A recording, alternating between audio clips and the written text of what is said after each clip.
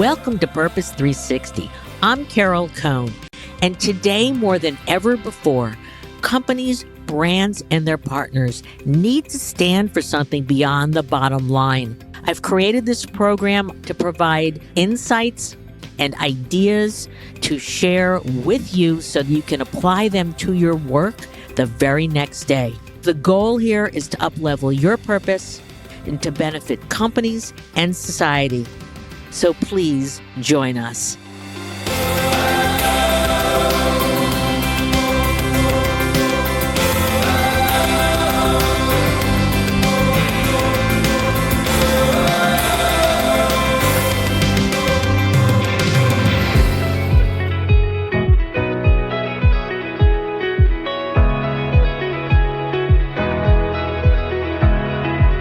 Returning to the show today is Reba Dominski.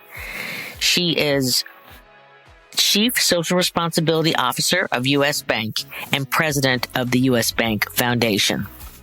We're going to talk with her about the bank's response to COVID-19, especially through their employees, and especially because the bank is headquartered only 4 miles away from the location where George Floyd was senselessly murdered in 2020.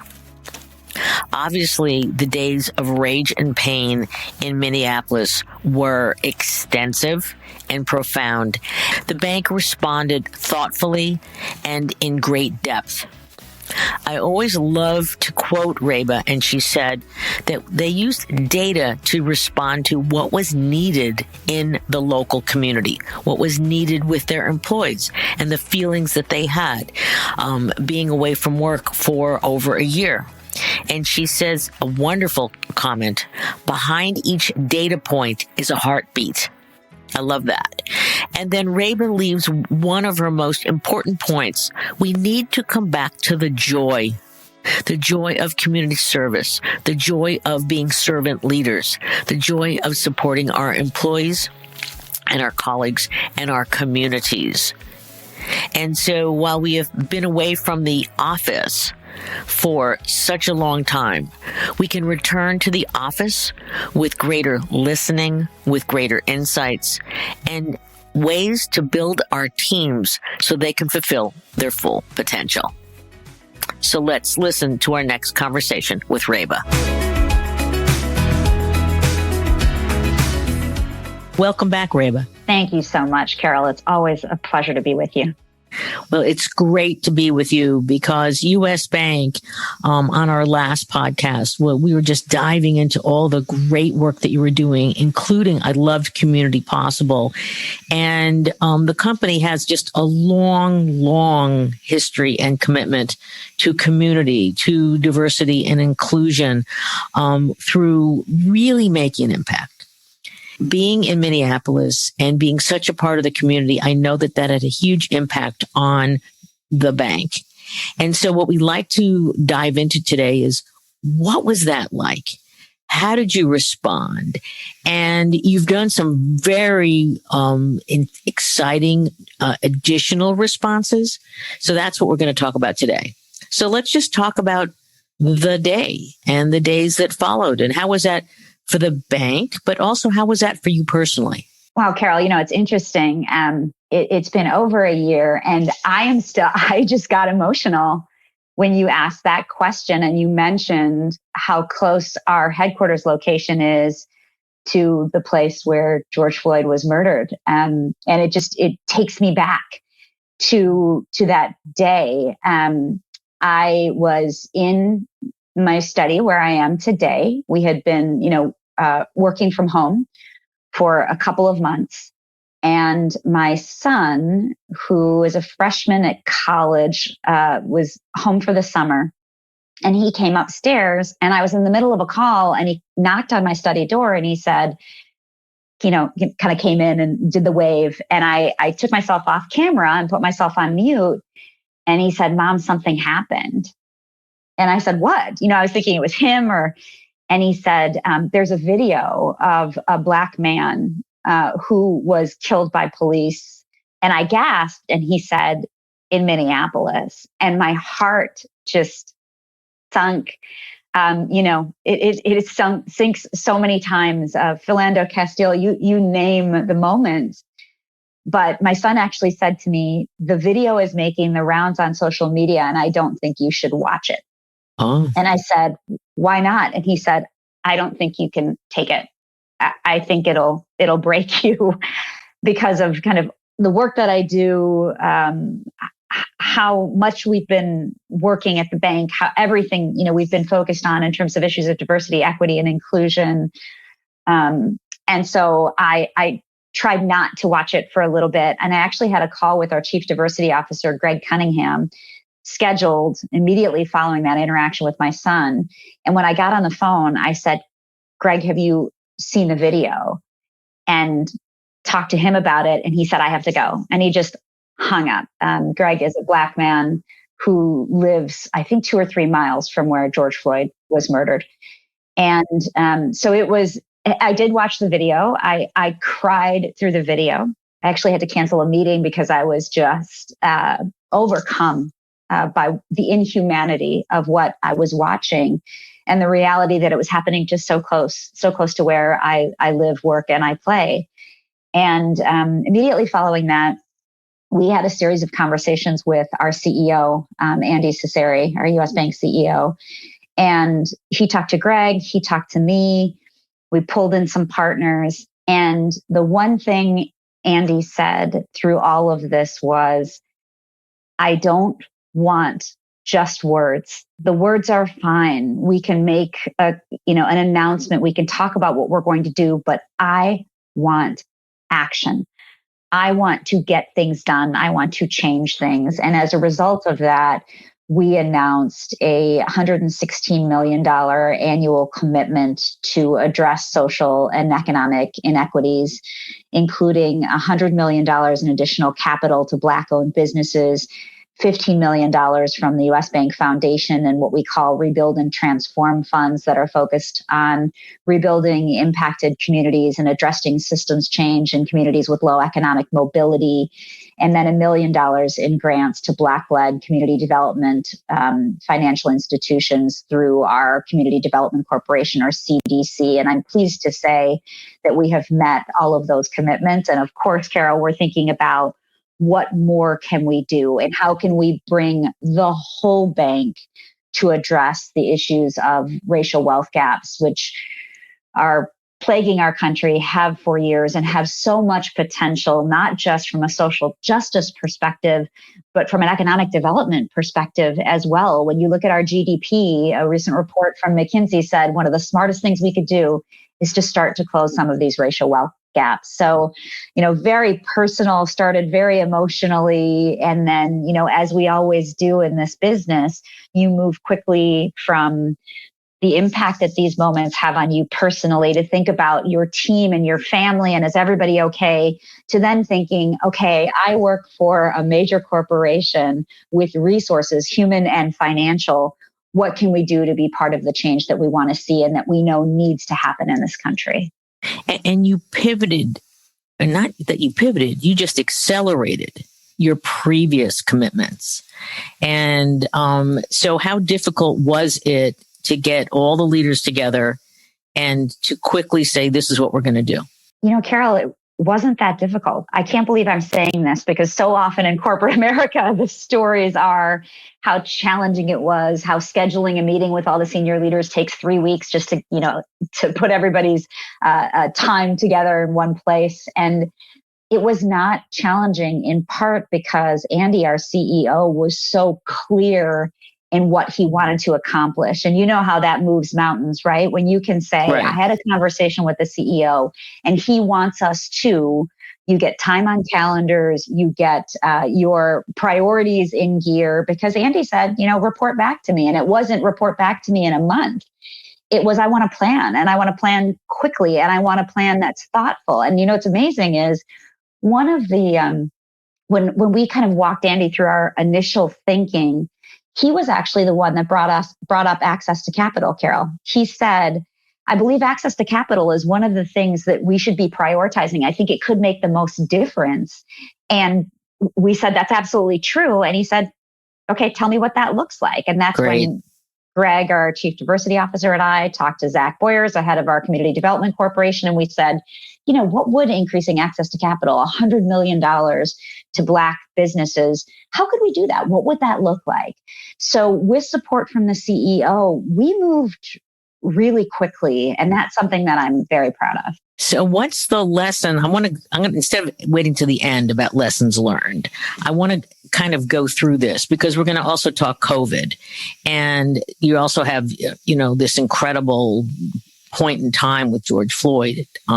So if a company is not as advanced as US Bank, but they're begun, and then all of a sudden they have this critical crisis, what might you say they should do next, to decide how to act? There's a couple things I've learned from my experiences at US Bank, COVID, George Floyd, these kind of pivotal moments. Even, recently I was born in India and I have an enormous number of family members there. And the COVID crisis in India was a moment where, I woke up and read the newspapers. And I think there's a series of questions that you need to ask. The first is, are you okay?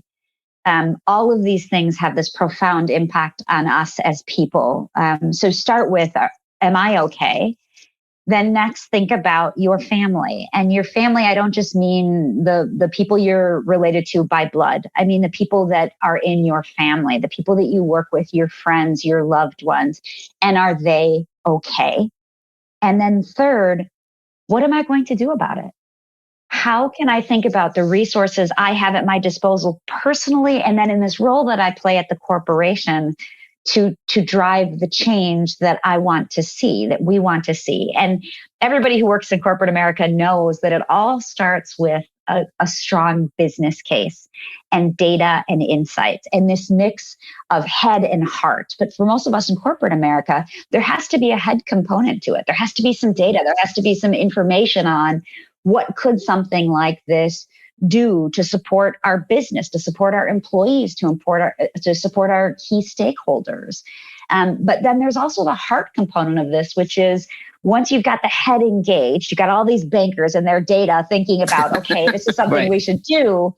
Then you pull on the heartstrings a little bit because our chief diversity officer always reminds me of this beautiful quote. He says, "Behind every data point is a heartbeat." Oh, that's a great quote. Isn't it fantastic? I've never heard that before. I think I might have said it first, but between the two of us, we say it a lot. And I think that's, what we're in this business in corporate America.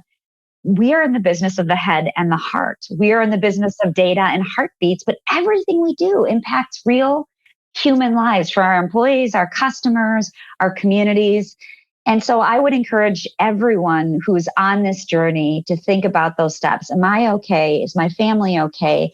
And then what can I do about it? And then quickly building that business case that's head and heart.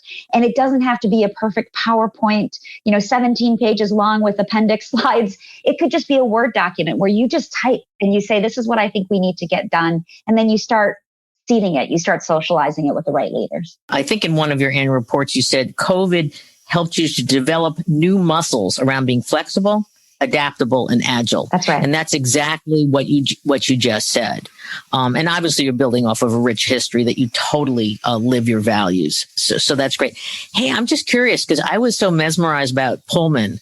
How is Pullman? And you had, for our listeners, can you just give a quick recap on the commitments you've made to that community and then what happened during COVID and then what happened post George Floyd?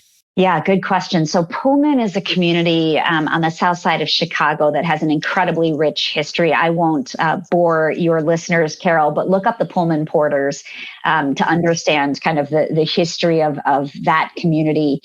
For over a decade, US Bank has invested in that community. And the way that we've done it has not just been through foundation grants and financial investments. It's also been through incenting businesses as a bank to come to the Pullman community, to headquarter in the Pullman community. Method has a factory there. Walmart is there.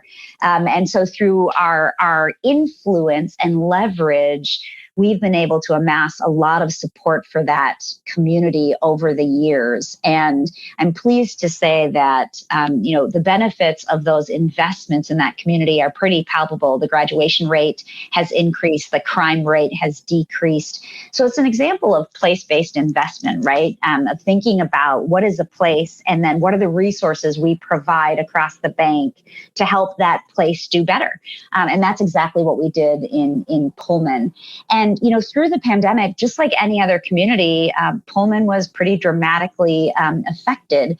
But through programs like the PPP program, and I'm proud to say that across U.S. Bank in 2020, we made $7.6 billion in PPP loans, and approximately 80% of the recipients of those loans were businesses with less than 10 employees. That's a lot of the small businesses that are in Pullman-like communities. So I think through investments and continued support, Pullman has kind of pulled through and made it through the pandemic. And I want to say, Carol, it was probably 3 or 4 weeks ago, our chief financial officer, Terry Dolan, was in the Pullman community celebrating the opening of the Art Space Loft, which is a space that we've helped finance for artists to create and also to provide a marketplace for their wares. So the Pullman community continues to show resilience and thrive through all of the challenges that it faces. And U.S. Bank is there every step of the way to continue to ask the question we asked on the first day when we came to Pullman, which is, how can we help? And I love the art space because the arts have really gone to the bottom of the barrel in terms of being supported. And they are so important to knit a community together and to bring out its creativity. So kudos to you for doing that, to really keep up the essence of the spirit of people. Talk to us a bit about returning to work. And we know that companies they're taking it seriously, which is great.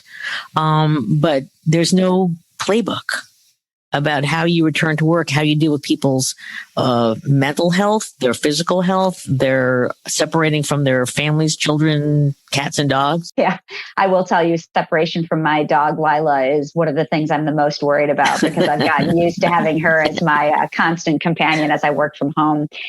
At U.S. Bank, we recently announced our return to office plan. And you say that you can't create a playbook. Well, Carol, you know banks well enough, and you know that we have to have a playbook for everything. So I will tell you, we had an incredible team of leaders who actually put together a playbook. Now, the challenging thing about the playbook is it was not published and laminated. It was actually a playbook that changed minute by minute, day by day, as the CDC's guidelines changed. State by state, if you think about it, all the states that we're in, every state had their own guidelines. Many cities had their own guidelines. So, one of the things that we said was, it's very complex, and we will create a playbook, but we are going to be flexible. And what we really started with was listening to our employees, doing pulse surveys. Just for me, I changed. I started doing weekly stand-ups with my team and weekly meetings instead of these kind of quarterly PowerPoint-heavy, deck-heavy meetings where, the focus was really on listening and just how are you? And, the challenges that I heard through the pandemic were enormous. There were, challenges around public transportation, health challenges, caregivers who are taking care of those who could dramatically be influenced by COVID. Parents, working parents. I have a woman on my team who has 3 little ones, and watching her navigate and listening to her navigate the pandemic, having kids at home, kids in these learning pods, then kids returning to school, and then the summer hits and air conditioning goes out and summer camps are canceled.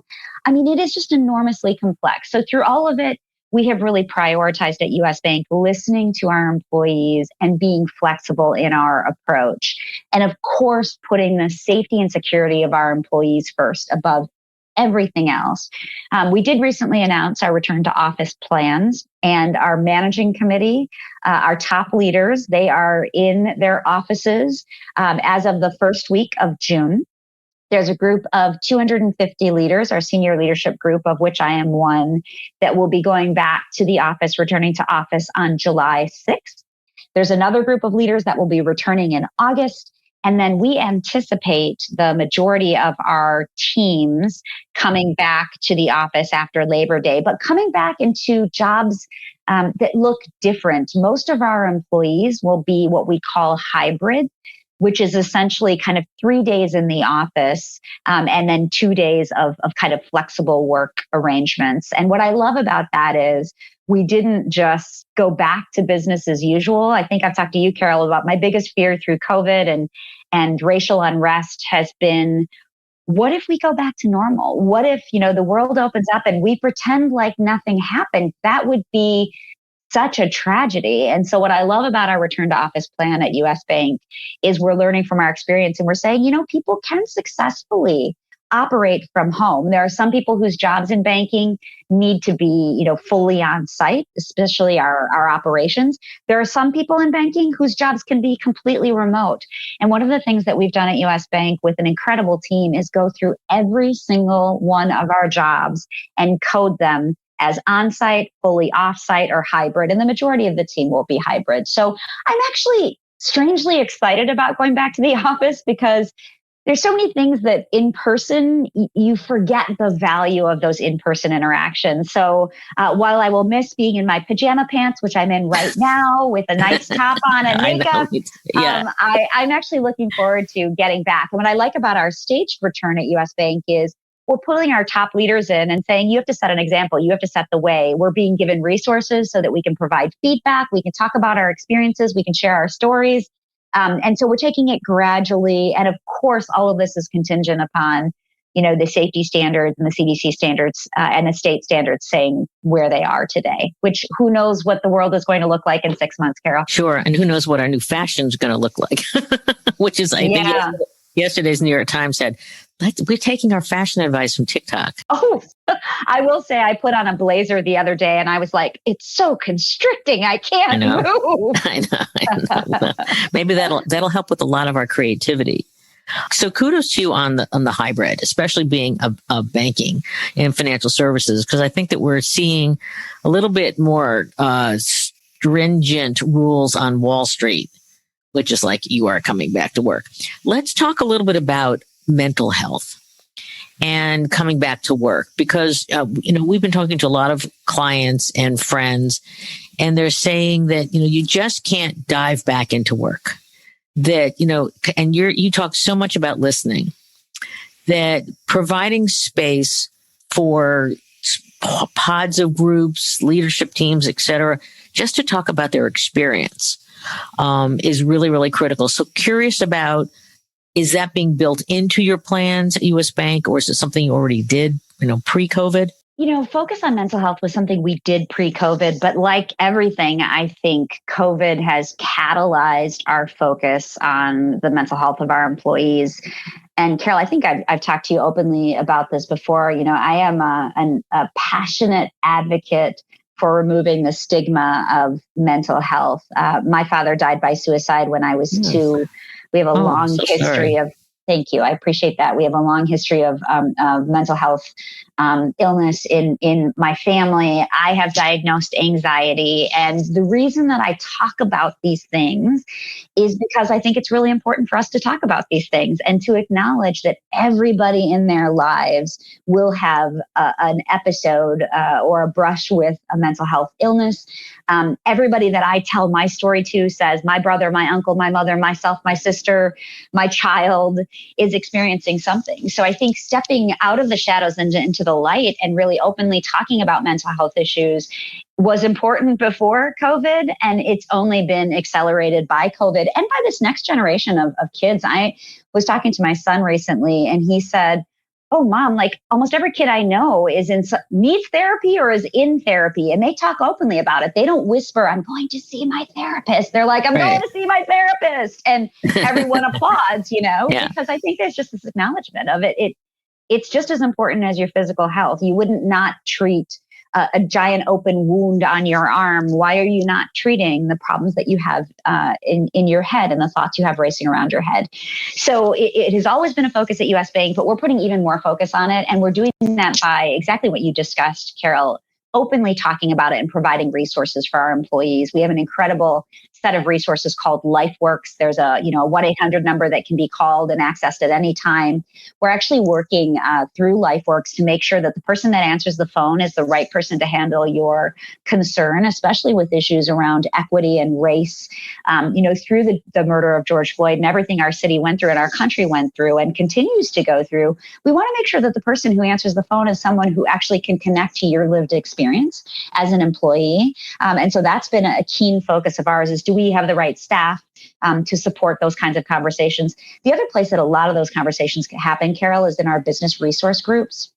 So we have many business resource groups across the company. And I will tell you, the one that I'm the closest to as a proud Asian American is the Asian American Heritage Group. And with the COVID crisis in India, we've held a series of listening sessions with our employees where people talk about their experiences. And it's heartbreaking, people who are in this country who aren't with their loved ones at home and who have lost multiple people to COVID. And so that is another way that we're helping create a safe space for our employees to talk about their issues and the impact that it's having on their mental health is through our business resource groups. So I would say we've been doing it, but we are accelerating our efforts and trying to provide even more support because this is such a challenging time. And I think it will continue to be. Absolutely. And my best wishes to any of your family or friends in India. Thank you. Thank you. It has just been horrific, which is sad, which is very, very sad. Let's turn to something a little more uplifting, Sure. Which has to do, when you always send me these great updates. I love getting, it's from Reba and oh my God, look what they're doing now. I always stop. I always read them. I do not delete them. Thank you. You're welcome. Well, because they're good, they're rich. And anybody listening, you should sign up for updates from US Bank because there's such great learning there. Let's talk about the new access commitment because that's very, very specific. And where did it come from? What's the size of it? How? And I love what it's going to focus on. So talk about the focus and how it's going to work. Yeah, when I was thinking about talking to you, Carol, I thought, I get why Carol loves the Access Fund because what you and I talk about a lot is that the work that we do in corporate social responsibility is not just about philanthropy. It's about leveraging the resources across our companies, human and financial, to help drive the change that we want to see, to help drive equitable outcomes. So the US Bank Access Commitment and specifically the Access Fund are just a way that we brought that idea of bringing the full resources of US Bank to bear against some of community's most intractable problems. This was one of our solutions. So we created, as we thought about increasing access to capital for communities of color, we started, as we always do, with data and insights. And data shows that women of color are the fastest growing segment of entrepreneurs and the least funded. So we said, we're a bank. We can do something about that. So we launched this $25 million fund that is focused on women of color-led micro businesses with a priority on micro businesses, small businesses owned by Black women. The next level of data we looked at, Carol, was what are the most common barriers in terms of women of color accessing capital? And it really is about lack of access. And the three things that we heard is there's a lack of access to capital, there's a lack of access to technical assistance, and there's a lack of access to mentoring. So our US Bank Access Fund is going to address each of these barriers. And I'll tell you how. First, access to capital. One of the biggest barriers that faces any entrepreneur out there, and especially these women of color-owned micro businesses. We are providing $20 million in debt capital from our Community Development Corporation, or our CDC, to community development financial institutions, or CDFIs, who will deploy loans to micro businesses owned by women of color. And I think most of your listeners probably know this, and you do, Carol, but a CDFI is just a nonprofit financial institution that focuses primarily on personal lending and business development efforts in underserved communities. So the first element and the biggest element of our fund, $20 million in access to capital. The second is access to technical assistance in the form of $5 million in grants from the US Bank Foundation to build support for capacity building and for networking. And then finally, and I'm really excited about this, we're going to amplify the impact of the fund and provide mentorship and networking. And all in through the US Bank Access Fund over the years, we think we will impact approximately 30,000 micro businesses owned by women of color. That's over a 3-year period. So we're really excited. We are really excited about this fund. And again, you see, it wasn't just the foundation. It was us working across the bank to say, what is the issue? What are the insights? And what can we do about it using our resources? That's a key learning that when you read your annual report and when you listen, you're talking about across the bank. That's right. That you are not siloed and that you take both the foundation, you take, business funds and interests and you integrate. And how long did it take to get to that point over the years so that you truly, you're no longer saying, can I? You're saying, how can we? Yeah, Carol, we had a great example in Pullman, which we talked about earlier. But Pullman wasn't happening across the bank. So I want to say it was probably 3 years ago, Carol, where I met with the head of the CDC, our Community Development Corporation, Zach Boyers, and Greg Cunningham, our Chief Diversity Officer. And this trinity kind of came together to say, we're all doing the work of social impact. And by the way, social impact is happening across the bank. But how do we pull it together? And we conducted an agile sprint, which was relatively new. I think we were the first non-product agile sprint that happened across the bank. And we said, what is it that we want to get done over the next 3, 5, 10 years in the space of social impact? We created a couple of priorities. We took some partners. And then the really smart thing that we did back then, Carol, was we built it into US Bank's strategic plan. Because you know how companies operate, right? Your strategic plan is reviewed by the board of directors. There's a scorecard and there's accountability. So once it's in the strategic plan, it gets done, it gets measured, it gets reported on. So back then we input this social impact strategy. We built it into a chapter of our strategic plan. And that's what really started the momentum to really drive social impact and measurement of social impact and initiatives to create social impact across the bank. I will also tell you there was a pivotal moment for us after George Floyd's murder. We promoted Greg Cunningham, our Chief Diversity Officer, to be a direct report of our CEO and to join US Bank's managing committee. That further accelerated our efforts because Greg has a seat at literally the table. He's in the room where it happens and is able to talk about how issues of equity can be activated across the enterprise. So I would say the sprint was where it started. Building it into the strategic plan was where it became part of kind of our legacy and became part of our operations. And then Greg's elevation to the managing committee just further catalyzed our focus on driving equity across the bank. I'm curious, when Greg was promoted into the C-suite and reporting to Andy, did you get any feedback from some of your constituents who were just like, why didn't you do this earlier? I think there was a natural amount of skepticism, as Carol, I think there should be. People saying, why now? And, this is just PR. This is just US Bank trying to say, look at us and look at what we're doing. So there was definitely some blowback, but I think that blowback has been quieted by the reality of what Greg has been able to do in less than a year in his job. The access commitment that we announced was really Greg working across the enterprise with his fellow managing committee members, getting things done, thinking about every part of the bank and how could we activate every part of the bank to help close racial wealth gaps, starting with the racial wealth gaps in our Black communities. And so to anyone out there who is questioning, why didn't we do it sooner? I'll say the time was right. I mean, all of the issues that George Floyd's murder and all of the civil unrest and the conversations we're having today, these are not new issues. They're 400 plus years old. But what George Floyd's murder in our hometown market led us to was an increased focus in the boardroom on what we could be doing. And having Greg sitting at the table in the boardroom when all those conversations were happening just accelerated our efforts. So for anybody who questions, was it just a PR stunt? Look at what we've been able to accomplish, and then understand, hopefully you'll understand, that this was not about a public relations move. This was about doing the right thing. Which was your core value. That's right. Your core lead value. That's right.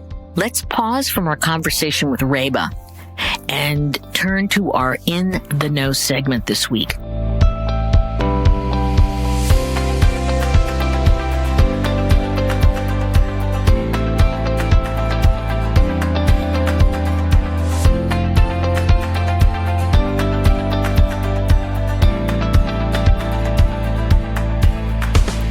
I am so excited to share with you some research from McKinsey. It's called the Growth Triple Play. And this was amazing data that also continues to prove the power of purpose to help generate multiple times revenues in a company versus its peers. So let me give you the background. In the process of studying more than 860 executives, McKinsey uncovered 3 elements: creativity, analytics, and purpose that they are calling the growth triple play.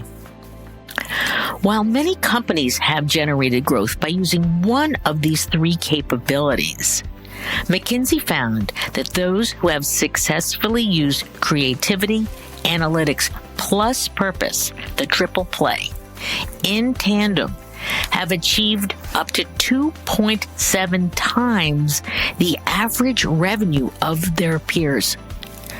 Purpose plus analytics plus creativity.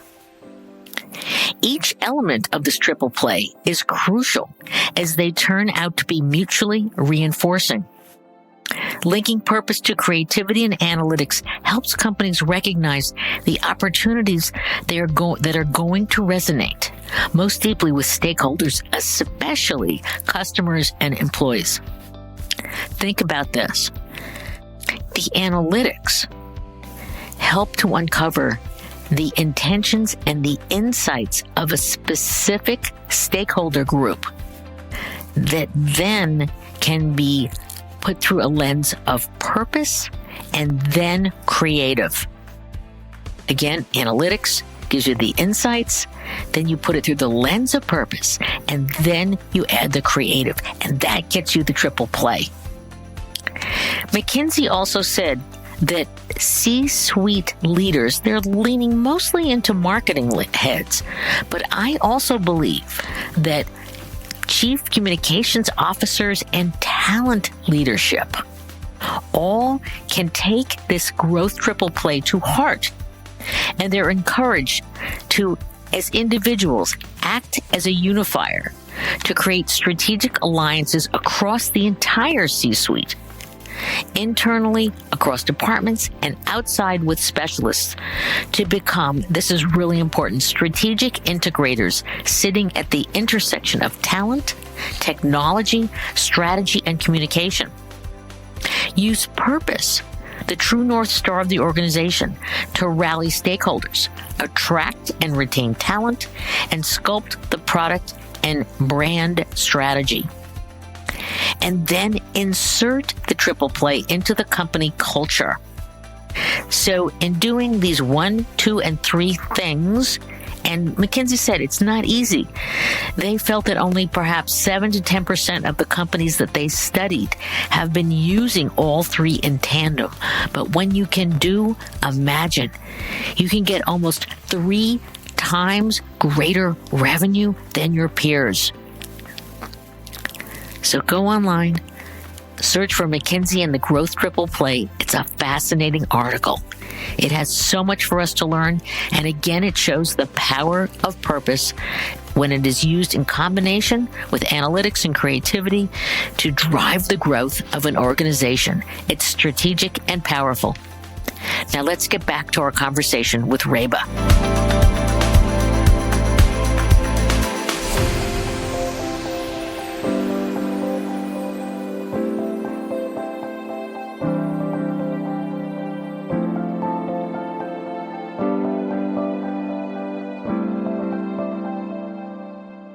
I'm curious about, since Tulsa had its 100th anniversary, and I am a well-educated person, and it wasn't until probably 6 months ago that I started learning about Tulsa.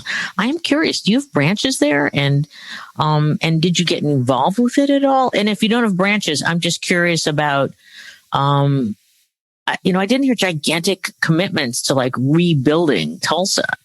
So I'm just curious. I have to look, Carol. I am not sure if we have U.S. Bank branches in Tulsa or in Oklahoma, but if we do, what I would tell you is that I'm sure the local market got involved and was activated.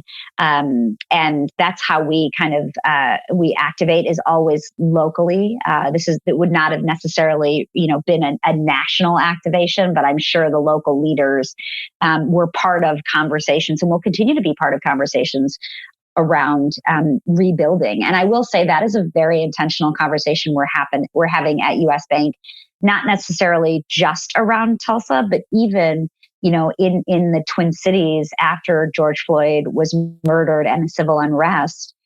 We lost 3 of our branches. They were destroyed. Right. And one of the things we did, Carol, in those series of announcements we made immediately following was we led with the fact that we were not leaving those communities. There are a lot of businesses that will have something like that happen, and for various reasons will say we're not coming back. Well, we have rebuilt 2 of the branches that were destroyed, and the 3rd, we actually donated the land for. It's a fantastic piece of property for multi-use development. We actually have an RFP that's out right now with developers looking at all of the different things we can do in that space. And we're rebuilding our branch about 6 blocks away, where there's even greater access for our customers and communities to that branch space. So what I can say about US Bank is we're committed to the communities where we currently have employees, where we've got branches, where we have services, and we're not going away from communities where, we're not walking away from communities where there is risk. We also have, through our digital portfolio, we have so many different ways now that our customer is accessing our products and our services and our experiences. In fact, I think the latest I heard was that it's something like over 70%, maybe 75% of our customers are now accessing us digitally. And just think about how much that has changed the landscape of banking over the last several years. I'm curious about what sort of coalition building, if any, took place in Minneapolis. I mean, you have amazing companies there. You've got Medtronic, you've got Target, you've got Carlson, and many, many others. And you probably had your leadership and other senior teams coming together and saying, what are we going to do next? Yeah, Carol, 2 of the most powerful coalitions that I'm involved with that I think are going to change the landscape of our community. The first is one that was called the Alliance of Alliances.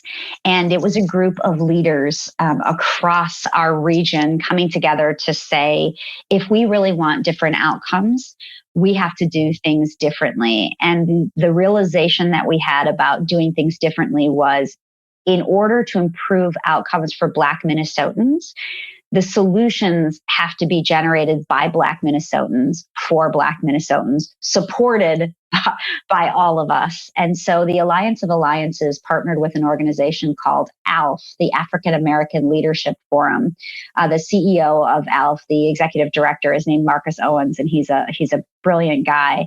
And what Marcus and his team have done is created a process of Black-centered design thinking. So you likely know all about design thinking. Sure. But they've actually created this process focused on input from, feedback from, and solutions generated by Black leaders, Black community members with lived experience. And so the community got together pretty quickly and raised, I want to say, a little over $4 million very, very quickly to support ALF in kind of standing up this Black-centered design concept to really drive a different approach for this region to help close some of the economic wealth gaps that we have, which are some of the worst in the country, the achievement gaps, all of these things. And Minnesota, we pride ourselves on being so good at so many things, and we are, but we have so much work to do when it comes to equitably serving diverse populations, especially our Black population and our Indigenous population as well. So the Alliance of Alliances was one coalition. The other that I have to mention that actually I'm really involved with, I'm one of the co-chairs and on the steering committee of a group called the Minnesota Business Coalition for Racial Equity, or MBCRE. You can check it out at mbcre.org. Or it might be mbcre.com. It's .com. Okay. And this organization that we formed, essentially formed kind of organically, where chief diversity officers after George Floyd was murdered were talking to each other and saying, we should come together. And all the CSR leads were doing the same thing. And then the government affairs leads across our companies were doing the same thing. And there was a group of us that just said, why don't we do this together? And so right now we have a coalition of about 80 companies across our region, big companies like the ones you've mentioned, General Mills, US Bank, Target, Medtronic, 3M, but also a lot of mid-sized and small companies who are saying, we want to be part of this journey. We want to do things differently. We have 4 pillars. We have an allyship pillar, a workplace pillar, a philanthropy pillar, and a policy pillar. But the magic really happens when those pillars work together. And we have a very simple stated outcome at MBCRE, and that is to improve the lives of Black Minnesotans. And our commitment is to do things differently. So the connection between those two coalitions, the Alliance of Alliances, the African American Leadership Forum, and the Minnesota Business Coalition for Racial Equity, is strong. Marcus Owens, who leads ALF, is one of our steering committee members.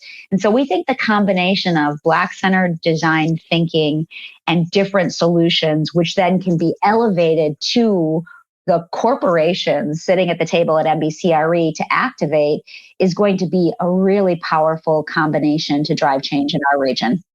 I love that. Talk to our listeners why joining these types of coalitions is important. Yeah, coalitions are hard. Let me start with that. They can be really hard because, you have an agenda, you have things you need to do, you have a busy day, you have your own goals and objectives, and it's a full-time job just to do the work that you do. But the beauty of a coalition is you get to do that with others and you get to listen and learn from them. I'll give you a really good example, Carol.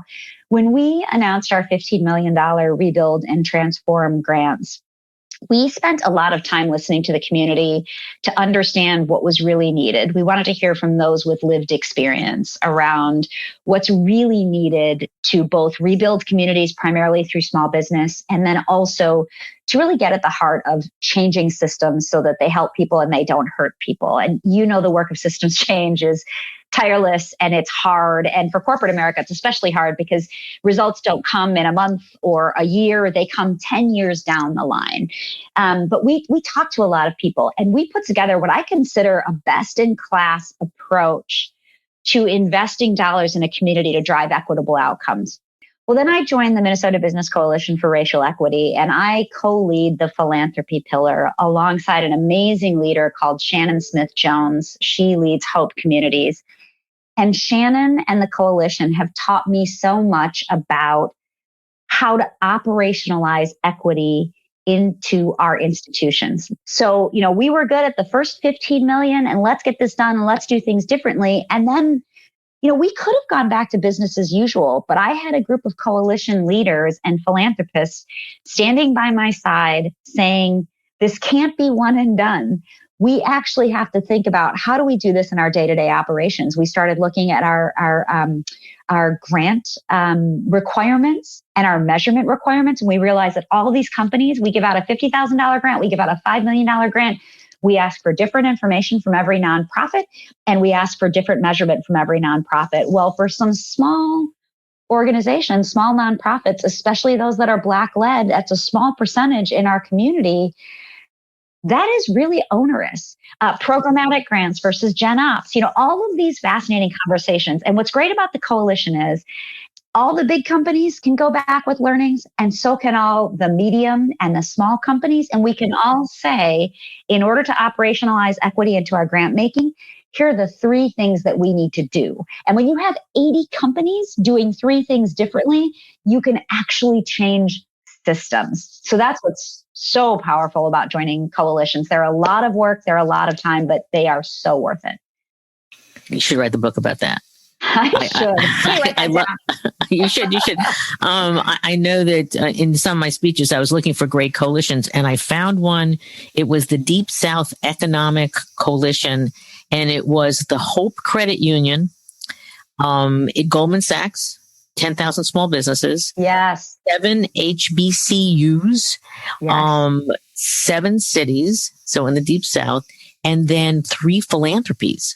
And they came together and they raised $130 million in cash, in mentoring, and in systems and such. So, I always say to our clients and also to anybody who will listen that coalitions, to your point, they're hard, but if they come together for the right reasons, they have tremendous learnings and best practices. Absolutely. And I think that the challenges we have today are so difficult that we do have to come together. Hey, I want to give you a shout out and kudos, and you may or may not know anything about this, but I was looking in your annual report and I just, about your commitment to solar. Do you know, you have a huge commitment to solar? I do know that. As a leader of environmental strategy, I do, right. But I'm going to give a lot of credit to our Community Development Corporation, who has been really leading a significant investment in solar power, which has allowed us to do so many important things like achieving our first greenhouse gas emission reduction target years ahead of schedule. So again, Carol, it's a great example of none of these achievements, none of the progress we've made at the bank ever comes from one organization. It's when we pool our efforts across the bank and say, this solar business is important. It's good for the planet. And by the way, it's profitable. So let's get our resources together and really invest wisely across the bank. And again, it's proof of you can do things in corporate America that are good for people, good for the planet, and good for your business. And you didn't pay me to say that. The company, U.S. Bank, has invested almost $11 billion since 2011, and that is supporting 15% of all U.S. solar investments, which is kind of interesting because you go, Minnesota, a lot of gray clouds and snow, not like California, Arizona, but very, very, fortuitous and smart for you. Well, I want to ask you about Juneteenth before we close. What did you do for Juneteenth? And also, obviously, you had George Floyd's anniversary, which was, and then they were a month apart. So tell me what the bank did. We announced that our branches would be closed on Juneteenth, which was just this last Saturday. And then we gave all employees the day, as now it has been named, a federal holiday. So, in banking, we have a handful of days that are days where the bank shuts down and all of our employees get the day off. And Juneteenth is, I'm very proud to say, one of those holidays. It is an important time for all of us to reflect on the significance of the end of slavery and how much work remains to be done. I always struggle a little bit, Carol, with the celebratory part of it, which is incredibly important, balanced against recommitting to, the work that needs to be done to address social justice in this country. With the anniversary of George Floyd's murder, the heaviness of the trial, that moment where those verdicts were read, which honestly, I didn't know if I was going to make it through the reading of those verdicts. We actually at U.S. Bank decided not on the anniversary because it was such a somber anniversary to do anything other than continue to focus on our efforts. Again, like I said at the beginning, Andy Cesare, our CEO, is not necessarily about the words. It's about the actions. So what we are doing, and I think it will happen over the next couple of weeks, Carol, is actually communicating the results of all of the commitments that we made last year in June as a company. And we're talking about progress made. And by the way, we've met all of our commitments, which is fantastic. And I'm very proud of it. We're talking about lessons learned because not everything that we did happened exactly the way that we thought it would. And then we're talking about our priorities going forward, because again, this was not a one and done. This was not a George Floyd was murdered in our hometown market. We'll make a 1-year commitment and then we're out. This is a lifelong commitment to equity across US Bank. And so when you see those announcements, which I will share with you via one of my email blasts. Do that, and we'll put it in the show notes. I will. Absolutely. I will. That would be great. Yeah, you'll see an infographic that shows, again, what we've accomplished, but you're also going to see some levels of doubling down and recommitment. Because US Bank is in this for the long haul. Now we have to, unfortunately, end our conversation. But again, I will give it back to you in terms of, what haven't we asked? I mean, it has been an amazing year and plus since we last chatted. So a lesson learned, because you've given a lot to our listeners, something you're most proud of, your challenges going forward. That's by another entire podcast. Yeah, let's do that. There are 2 quotes that I probably used in your podcast before, but they really guide so much of what I prioritize, what I lead, the way I lead at the bank. One is fabulous Maya Angelou. She is my spiritual guide and leader. I turn to her often, especially in times of strife. My favorite Maya Angelou quote is, "Once you know better, then you do better." And I think that's just a really simple way to say, when you listen to, a Purpose 360 podcast and something strikes you, don't just write it down and put it in your file folder or in a phone note. Think about what you're going to do differently as a result of the data, the insights, what you learned. So I always turn to Mother Maya in these times to say, once you know better, then do better. And if all of us do just a little bit better every day, and we learn just a little bit more, we can change the trajectory of social justice in this country. And then the last quote that I will share is the one that brought me to the work of corporate social responsibility. It was hanging on my mother's kitchen wall when I was 5 years old, eating my Cheerios. And the quote is Rabindranath Tagore. And the quote is, "I slept and dreamt that life was joy. I awoke and found that life was service. I acted, and behold, service was joy." And so often in this work, Carol, I find we get caught up in the numbers. We get stressed by what's Bank of America doing? What's JP Morgan Chase doing? And why aren't I doing it? There's so many moments of stress and tension in this work. But I always like to bring people back to the joy. We are so blessed and privileged to do what we do, Carol. And so come back to the joy at the end of every day, at the beginning of every day. When you find a free moment, just get all the numbers and the stress out of your head and remember that we are so blessed to do this work because we get to use the resources of our corporations, human and financial, to make the world better for people and the planet. And that is the best possible job I could have and the best possible job I could think of. So come back to the joy in this work. It is profoundly impactful and joyful work. That's beautiful. Come back to the joy. I think that's a really great point, especially during these days, because things are going so fast. And you're right. You have to take a moment, like before I go to sleep, I go, okay, what did I accomplish today? Because I get so frustrated if I don't move things forward. And I think coming back to the joy, and it can be really, really simple. And so I think that is great. We're going to leave that with our listeners.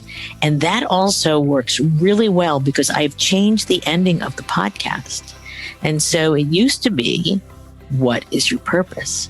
But now I will ask our listeners, what is the power of your purpose? I love it.